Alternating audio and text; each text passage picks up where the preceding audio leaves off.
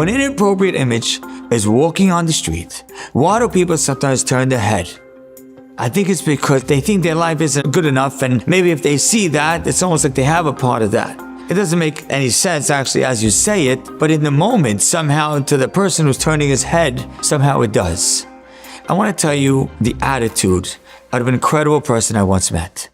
A few months ago, I had to make a whole series of speeches to the same group of people in Manchester, England.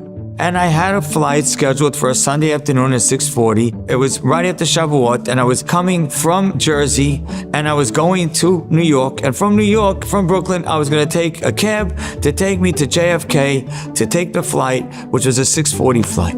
I come from Jersey to Brooklyn, to my house in Brooklyn. I open up the drawer to get my passport, and I look inside and I realize I left my passport in New Jersey.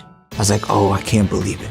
I had someone in New Jersey go to the house, get the passport. He sent it in an Uber to the airport. The Uber comes, pulls up to me at JFK at 6:25. I come racing through the airport. I hand it to the lady. I said, here's my passport. She says, I'm sorry. The gate already closed. The plane is leaving. You're not going on the plane. And I remember sitting there in the airport being I can't believe it, that I'm supposed to speak tomorrow morning. And I'm always a person who tries to see, what does Hashem want? And I stopped there in the middle of JFK and I said, Hashem, I got it. Stop complaining.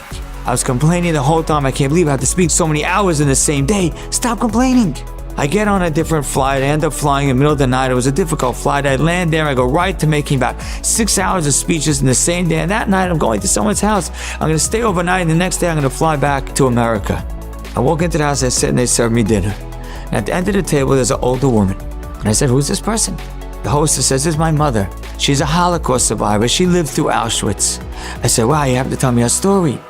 She's about 95 years old. She went through Auschwitz. She lost her father, her mother, her siblings, her grandmother, everything. I said, so tell me a little bit about her.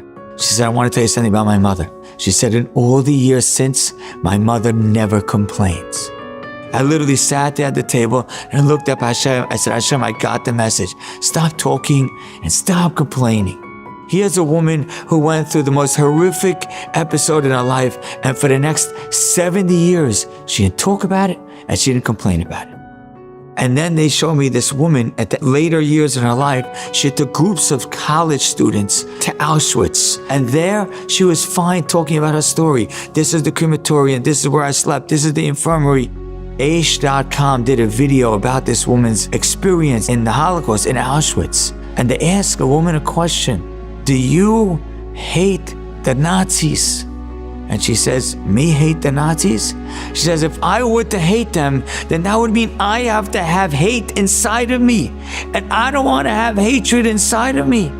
I said, one second, I'm sitting at a table with a woman whose whole family was wiped out by the Nazis, and she doesn't even complain about them.